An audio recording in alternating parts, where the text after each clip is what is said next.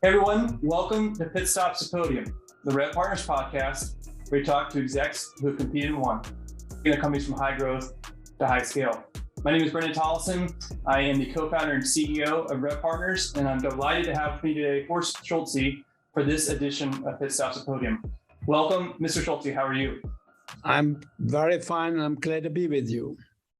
Likewise. Well, this is a treat. I have been a long admirer of Mr. Schulze. I've read quite a few of his book, or read his book, and listened to a few of his speaking engagements. For those that may not be familiar, Horst Schulze is a founding member of the Ritz-Carlton Hotel Company, and he really established a new standard of excellence in the hospitality industry.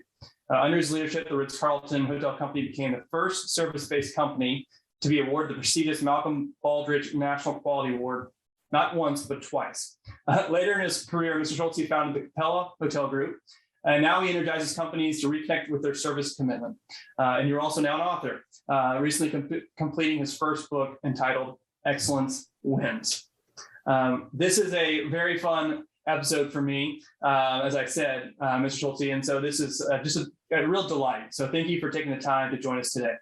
Great to be with you. You know, it's funny. I have to say that not to sell something, but you mentioned Ritz-Carlton was respected, voted for many years, 16 years in a row. In fact, when I worked there, as the number one hotel company in the world. But not only that, it was voted number one brand in the world. But guess who is now? And then I left, and I started another hotel company, Capella. And guess who is now voted number one in the world? Well, Capella is. I'm going to guess Capella. Yes, it is. Now, I sold it 2 years ago, but it's rated number one in the world now. And so the philosophy and the processes do work. Yes. Yeah, you've done it not once, but twice. And so to your point, there's likely some knowledge that you can impart to our audience as it relates to how to build a great... I'll try and do that. Well, Mr. Schulze, before we get into talking about some of those insights, we do have a tradition here, and that's to get to know our guests outside of work. What are 3 fun facts that our audience should know about you? Fun? I don't know. Fun? Well, maybe I have 4 daughters. Okay. 4 daughters. They all live in Atlanta. That's why I live in Atlanta. I actually come from Germany and from a small village. I still have a home there. My wife is from Pittsburgh.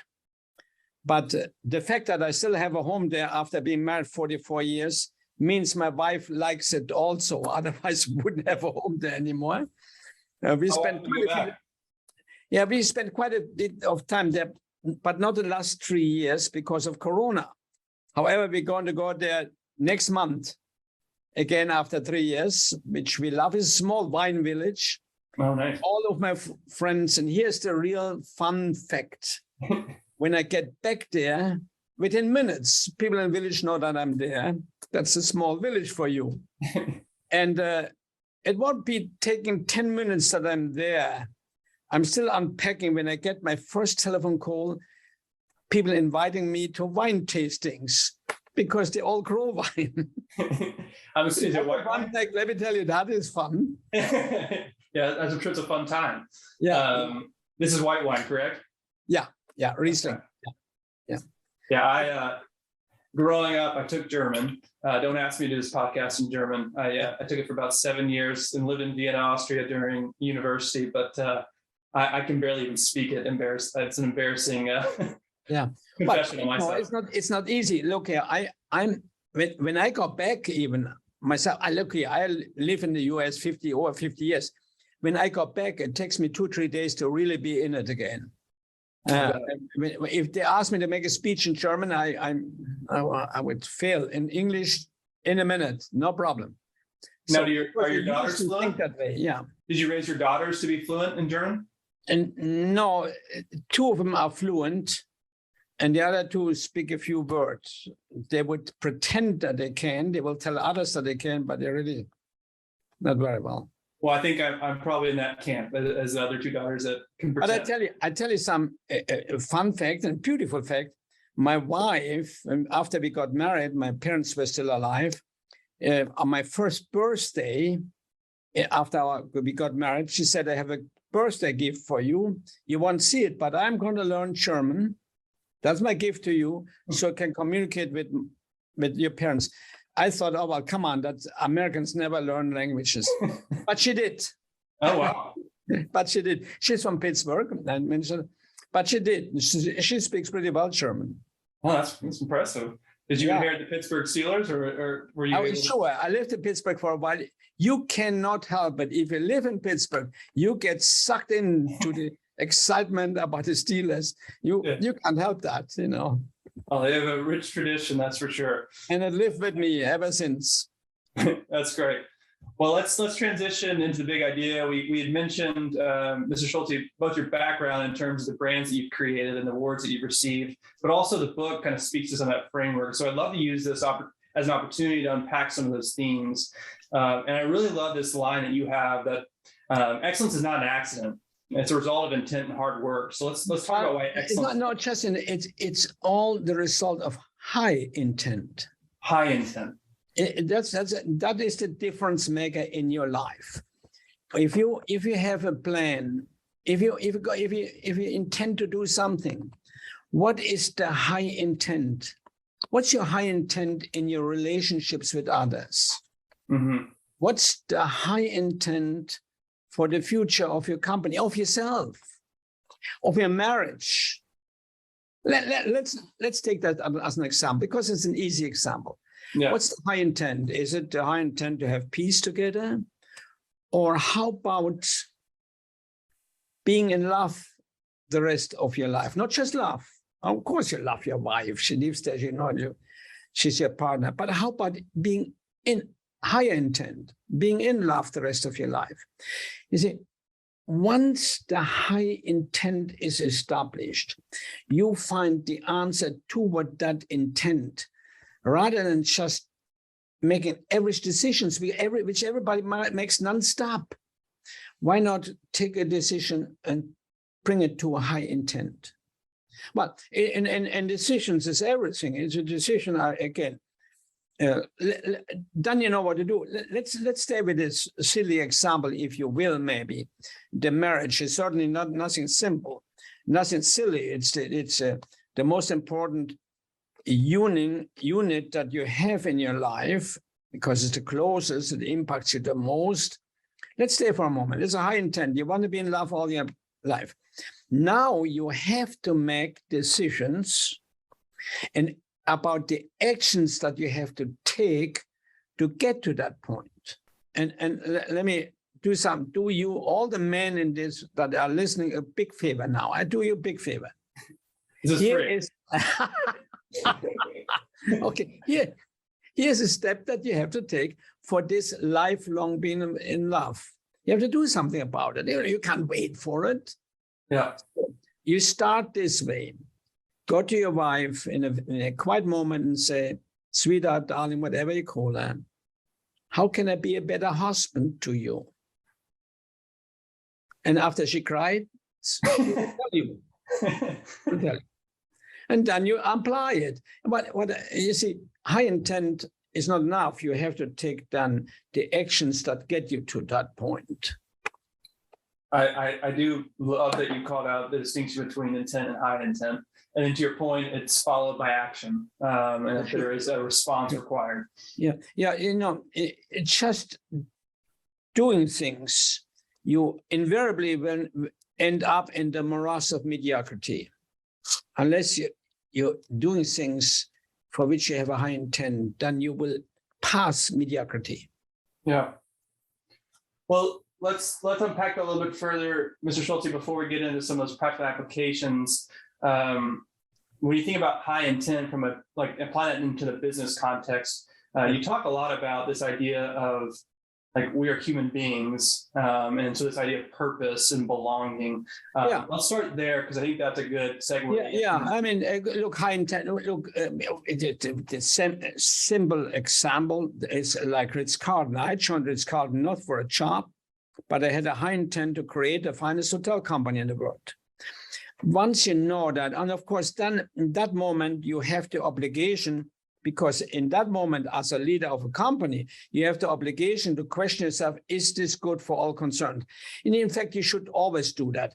Is your intent good for those that it affects. Now, in this case, of course, it would be, in the case of Ritz-Carlton, of course, it would be in the investors, the employees, the guest, and society as a whole. I have to question myself, is my intent here good for all of them? Not an easy answer, oh yeah, but wait a minute, why? And answer to yourself, yes, this is good for all concerned. In this moment, as the leader, as the owner of the intent, if you will, you now will have no more choice. You cannot compromise it anymore because you would go against all concerned. And once it's clearly established what you want to accomplish, that vision, you now have to develop purpose for everybody, rather than just function, work. Mm-hmm. The work now is done for a higher purpose, for a higher intent by all of them. And you have a real obligation now to not compromise and keep it alive if you're the leader of an organization. But no, that goes back right to yourself, your individual dreams, your individual vision, your high intent. You have it can be a pipe dream. You have to commit yourself to it. You have to initiate the step that gets you to the vision, to the high intent. And of course, you have to keep focus on it. That's where people break down. They find excuses why things cannot be done. Well, and you end up in the morass of mediocrity. Yeah. So let's unpack that a little bit from a Ritz-Carlton example. So you mentioned there were 4 stakeholders. What was that high intent for you in terms of that North Star that you were going towards? Well, in that case, of course, it was the high intent was to become the finest hotel company in the world.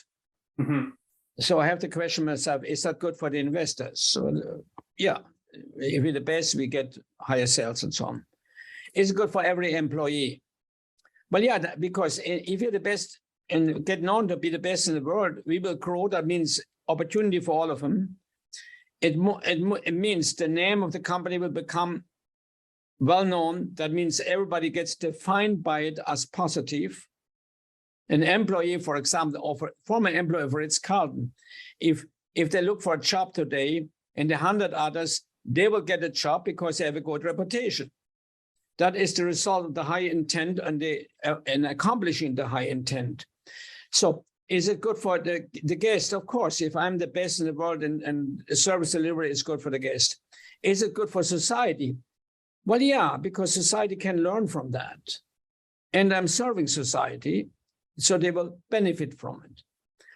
So I have the question, once I know that, and I didn't answer those questions that easily, I really thought about it. I now know, once we understand that, I now can find what I have to initiate to get to that point. I also know I have no more right to compromise it. Yeah. I own it. It kind of paints you in the corner.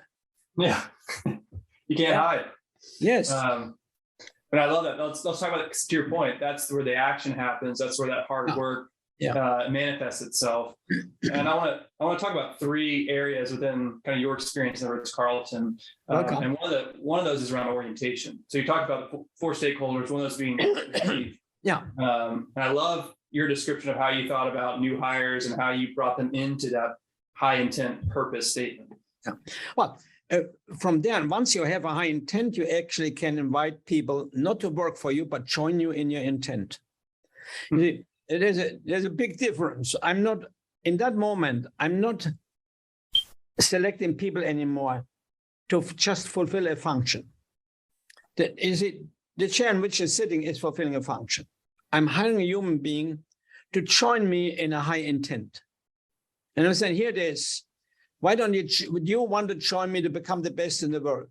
That, of course, sets expectations in you, but it gives you opportunity. At the same moment, I must connect them to the motive of becoming the best in the world and show them how the motive is a good one for them. That means if you're the best in the world, we will grow and you have opportunity. We will be honored, you will be respected, etc. We will have more guests, you have more income. So I connect them so that the high intent has value to them and they want to accomplish it. Next, of course, is orienting the customer, orient the employee to the company. That's done. That is all. Every company does that wrong. I'm sorry, every company. Don't anybody get insulted there. I have looked at so many companies. I haven't seen anybody doing it right. The first day of work is the orientation. First, you select them to join. Then you orient them to who you are and to the expectation that the market has in your product. That has to be understood. And I orient them, what is the soul and the thinking, the heart and the dreams of the company. Join. Don't work for us. Join. Give them the pieces to be part of something. What happens in most companies? Come on. I mean, let's be honest. The new guy comes to work and the manager makes the pathetic team speech. We're a team here. Okay? Come on. A team is a group of people who have a common objective, but that's not given. The vision to be the best in the world, our common objective. Now we're a team and help each other too with that. That's not done. The first day they come in, we make the team speech and then we give them the rules and regulation of the company. And then we let them fill out all kind of papers, insurance and this and that and here and all this stuff. And that's their orientation. Instead of showing them the first day, when they have, you see, the first day is essential. The first day is a significant emotional event for a new employee. And when there is a significant emotional event in human beings, the human being will adopt new behaviors. So you tell them the first day, we are in time always. We respect our guests. We discuss the behaviors necessary in your job, not here the rules and regulations. It's silly. You can teach them later. So we made sure we have a very careful orientation where we re-invited the employees to join the first day, where we told them who we are. By the way, any new hotel or takeover hotel, no matter where, Berlin, Osaka, Shanghai, I did the orientation. And so for our listeners, we need pause there. So for our listeners listening, you would physically go to a new location to do the training. That's correct. And I stayed. That's how important it was. That's how important it is. I want to clearly align the new employees from dishwasher to general manager to us as a company, who we are, welcome them, tell them you are part of something, you're part of purpose and belonging. And here's what we want to do, and here is why it's good for you. And I remember you even said that you would have new employees where you say, we'll hire you, but you're not starting until you have that training, right? Like there could even be a gap, like 2-week gap. Well, you understand, I did it for new hotels. I didn't do it for the existing hotels. Right. Once the hotels operate, the general manager does this. But we actually, that first day of work is a key day for us. If we hired you because we wanted you, because you're a good candidate, we hired you, but our day of orientation is 2 weeks from now.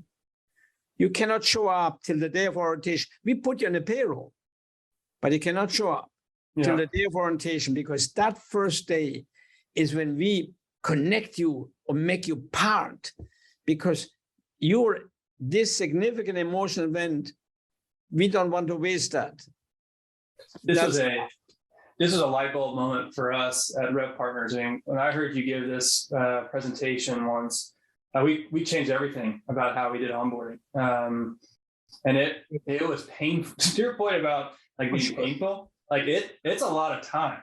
But it has been, immensely valuable to our new employees. I mean, the last 4 people since we've implemented, so this is the best onboarding experience we've ever had, because it's really connected to the mission and the values and the DNA of the organization and the intent, to your point earlier. Yeah, they become part. They become part of a culture and a thinking and a dream. It's here's our vision, here's our dream. We must understand that. People must understand. Even Aristotle said, people need belonging and purpose. But we don't offer them that at work. We offer them a function. Yeah. And again, your microphone is fulfilling a function, but we are hiring human beings. And this is incredibly relevant, in this current market that we're in. I mean, it's been pretty volatile, but there's that whole great resignation because, to your point, it's become very transactional, and it's become very much you fulfill a function, as you stated, as opposed to being part of a purpose and belonging to a greater cause. Yeah, I before we started the podcast here, I was on a Zoom with some people I'm connected with, and we talked about the turnover of employees, which has gone up, and not finding employees. First of all, there are plenty of people out there. The problem is they don't want to work for you. So let's not make those excuses. We are not leading and managing to make excuses. We are here to find answers. Okay, find them. And why do they leave? Well, they leave one of three reasons that they leave. Don't say money, because I studied that. There are enough studies that say it's not true. Okay, a small percentage leave for money, but very small. Except it was even like number 7, right? Of like why people consider leaving. I mean, or why they want to be at the organization. It's minimal, and it's a fact. Accept the fact. So why do they leave? Either they leave. Joe or Bill is left. He was not good. Oh, wait a minute. He was not good. Why did you hire him then? Right. So he can't help that he was raised wrong by his mother, but you hired him. Number 2, you oriented him. You trained him. You created work environment. If it didn't work out, that employee, Bill, didn't work out, it means either you selected them wrong, or you oriented them wrong, or you trained them wrong, or you created the wrong work environment. It's you, not them. What can you do about Bill? You can't do anything about it, but you can do something about your processes. I like that. And I think, ultimately, accountability is to you. I think it's a good segue into the next topic, which gets into continuous improvement and how process plays into that concept. So help us understand how that applied into the Ritz-Carlton story. Well, we were very careful about that. If a defect, a mistake repeated itself, we created teams, what we call tiger teams. Doesn't mean anything, but tiger teams, with people connected to the process. And let's say we have the front of a check-in, we have slow service there or complaints. So we took people from the front desk and put them together and told them, find the root cause as to why this is happening. And we worked on it. And we looked at it, and because it's not the mistake, or there is slippage in the banquet corridor. Why? It has nothing to do with people. It has always to do with why it is wet, because it is wet. Why is it wet? We go 5 steps until we find the answer, eliminate the root cause, and it just became a better. You eliminate, and it just became better. You see, that is such an important issue. As soon as a defect repeats, there is a root cause somewhere. It's not people. It's a process somewhere.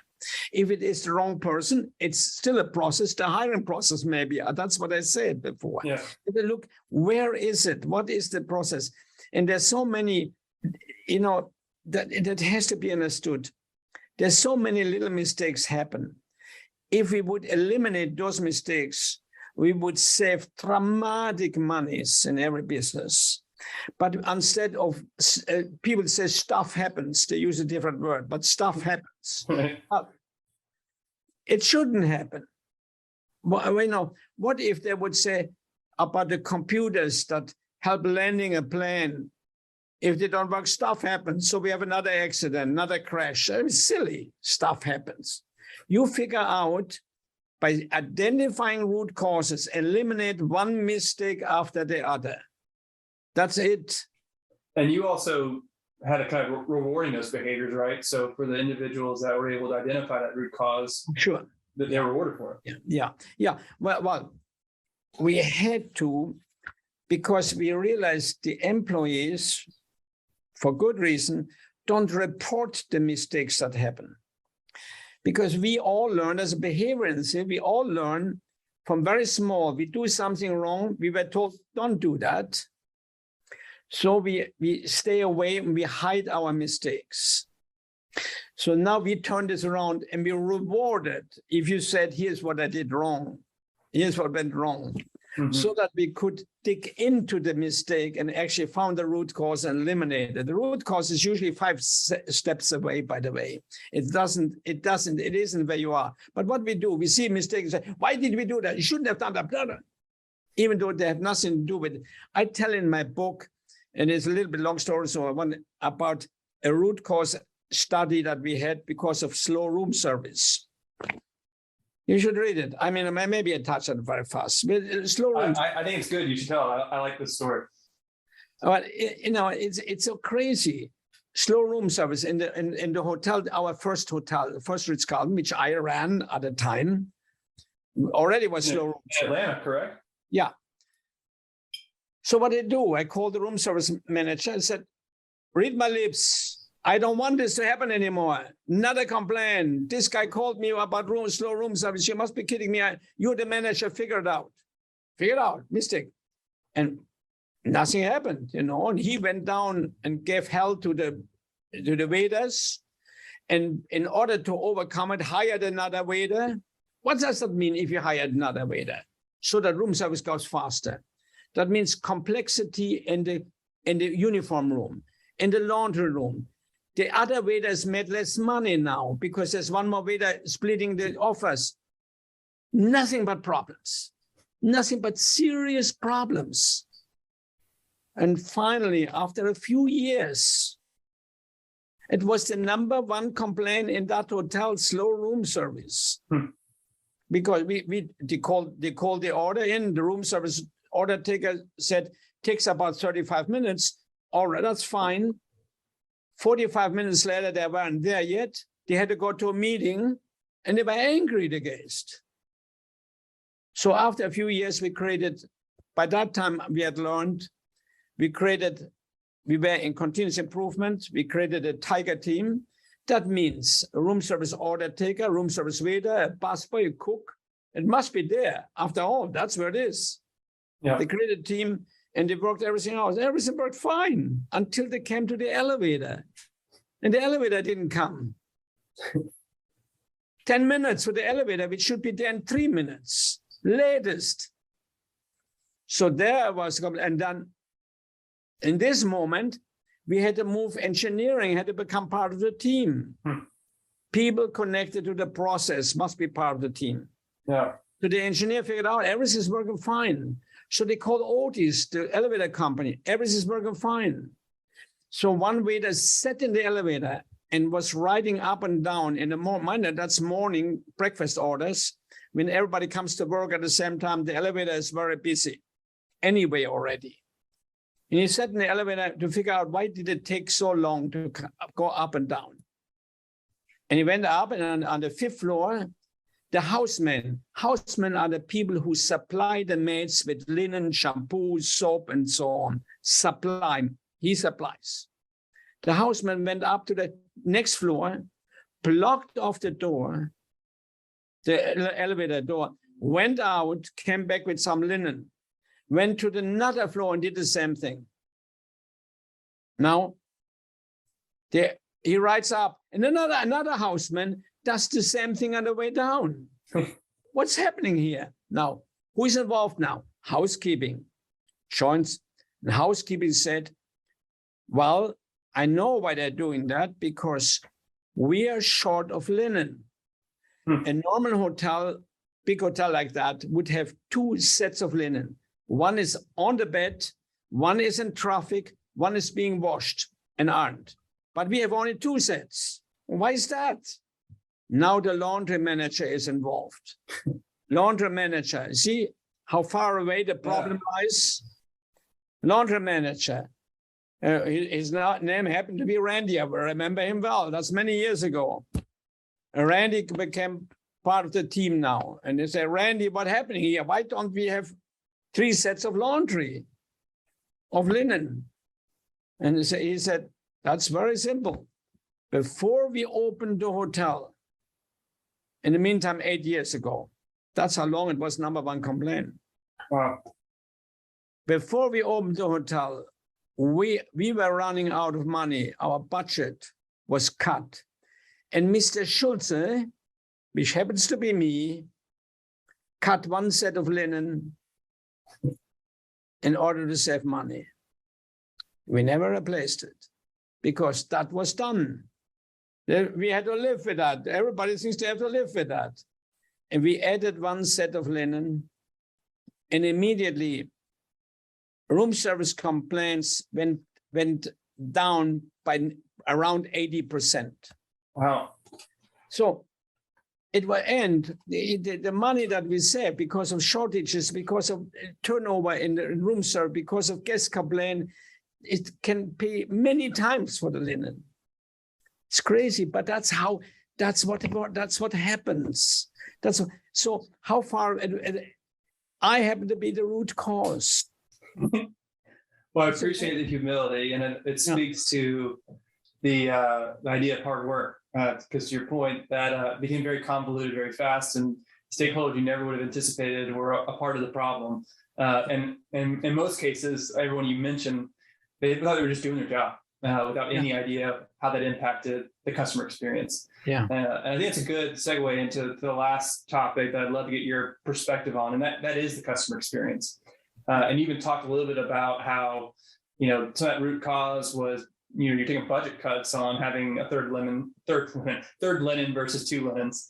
But let's talk about how that you mentioned 4 stakeholders at the beginning, how the customer experience impacts that high intent aspect of purpose. Well, it's all about customer experience, and it's also misunderstood, very much misunderstood. Everybody talks about customer loyalty today. What is customer loyalty? Customer loyalty is nothing else but they trust you.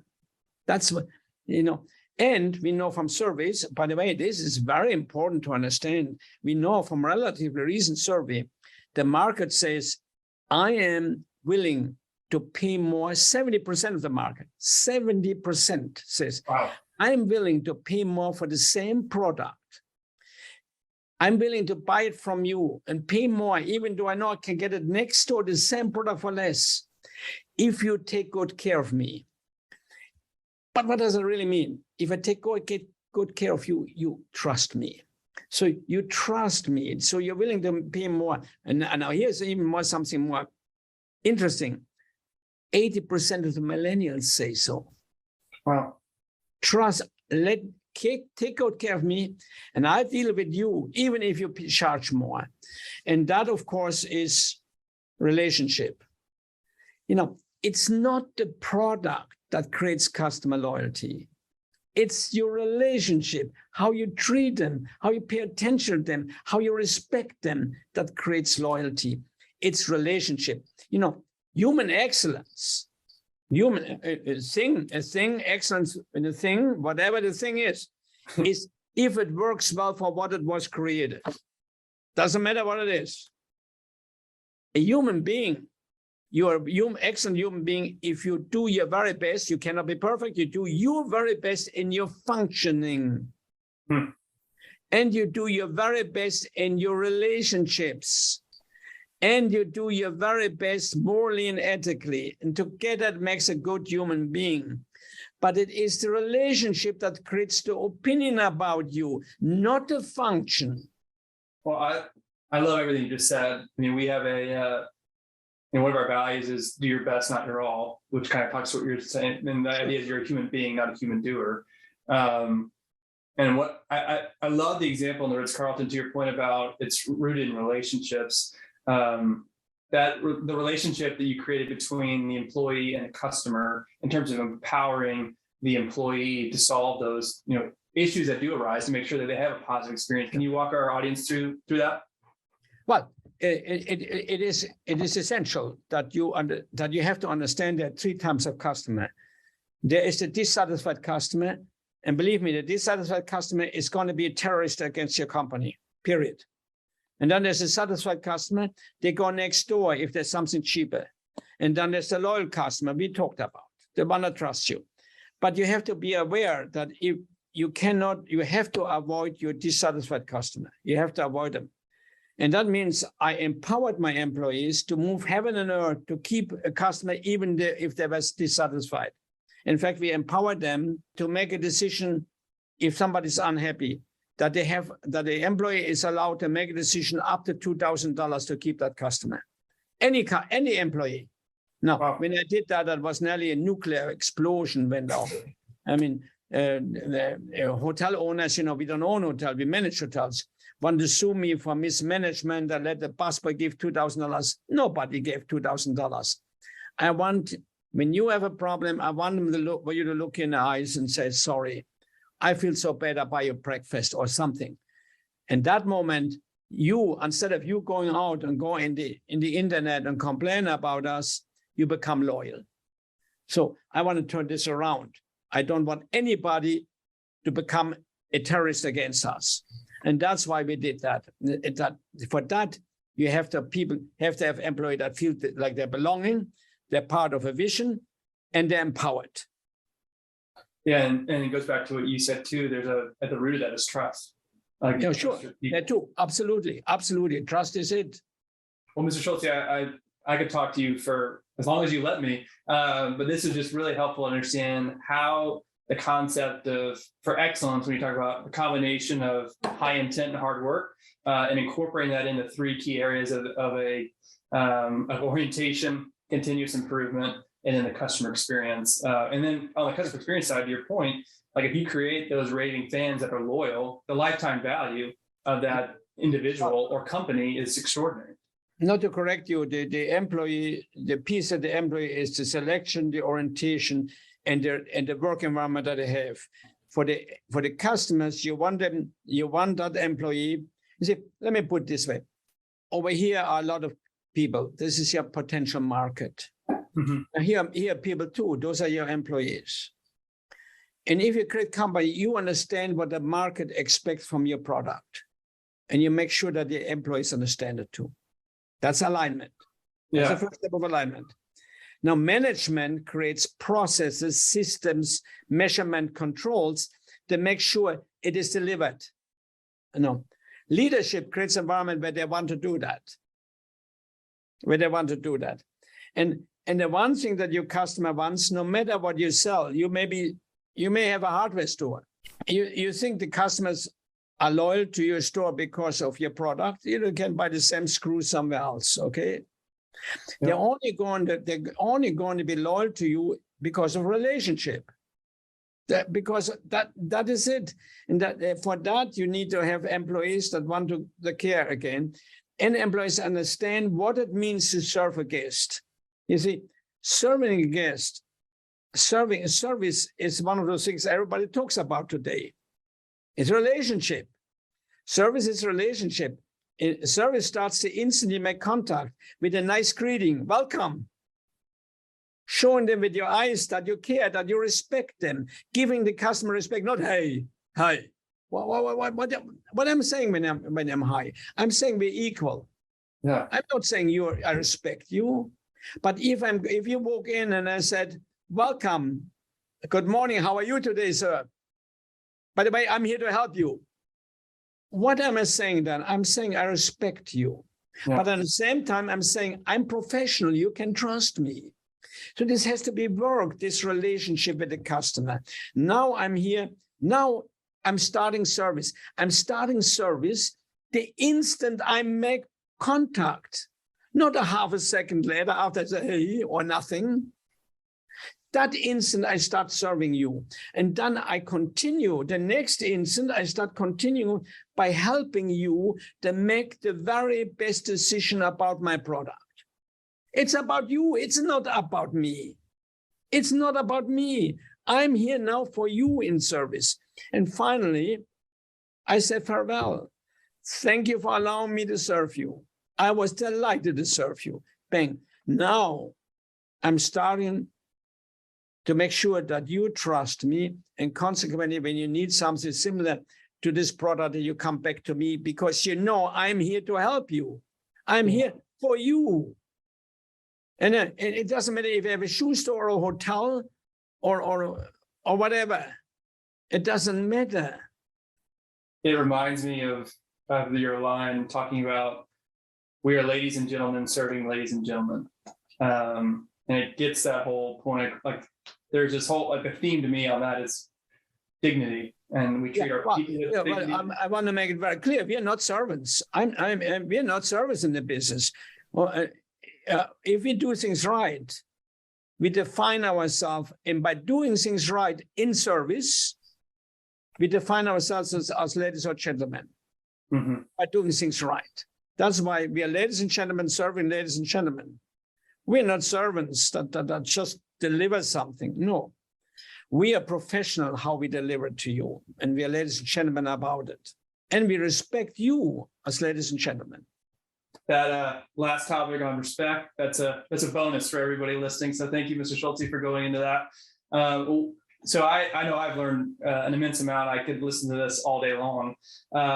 If our audience wanted to engage with you or learn more about you, what are some practical next steps that our audience can take? Well, one step you can do, buy the book and read, and you will be a better person. And in the book, it will say also how you can contact me, but then also you can go into internet, horstschulze.com, and go internet and see how to follow it and so on. I'm as you know, I'm engaged with many companies. I consult.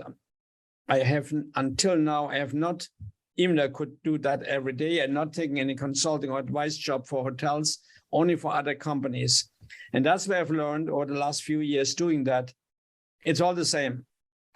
It's doing your very best in your product, but most of all, understanding its relationship and it's all the human elements, bring it into the business. Functioning, meaning for product. Relationship, meaning caring for you. And of course, honor and integrity. And if you look at that as yourself, that is what you're made of. And we talked about continuous improvement before, and say to ours and continuously improve those parts of our being. Question yourself, how could I function better? Question yourself, how could I improve my relationships? Walk by somebody and say hello. And a second later say, how could I have said hello better? Work on your relationship and work on the question yourself, where can I improve is there a way to improve my interactivity and my values? And that's what it takes. And you will find excellence in who you are and escape mediocrity. Mediocrity. People, the reason I mentioned a few times, I did not long ago, I talked to a group of people who said, well, we are good average. Good average. Average is the bottom of good and the top of bad. Average is nothing. And the average is a sentence of morass mediocrity. So to shoot for more, you have to continuously improve and accept that in yourself too. First set a goal and continuously improve your relationship, your functioning, and everything. And it's impossible to fail for a company or for an individual. Impossible. Yeah. Well, Mr. Schulze, I really appreciate your insights, your example, your leadership. Thank you. I can vouch for the book. It is a fantastic read. You will be better, as he mentioned. We have already implemented a lot of those principles into our organization, and we've seen the benefit of it. So yeah. Thank you for making time. It's greatly successful. In fact, I just had a CEO call me of a very scientific company, a company that makes parts for nuclear reactors. The CEO happens to read a book, and he called me. He bought 5,000 books to give to his employees. You know, it is I try to write it in a way where I tell stories and not a boring business book. Because usually when I read a business book, I put it away after about 40 pages because I get bored. I try to avoid that and I think I can really serve some people with it. Well, I can attest you do. So thank you again. We appreciate the time. Thanks for sharing. We'll talk soon. God bless. Nice to be with you. Likewise. I'll see you. Bye.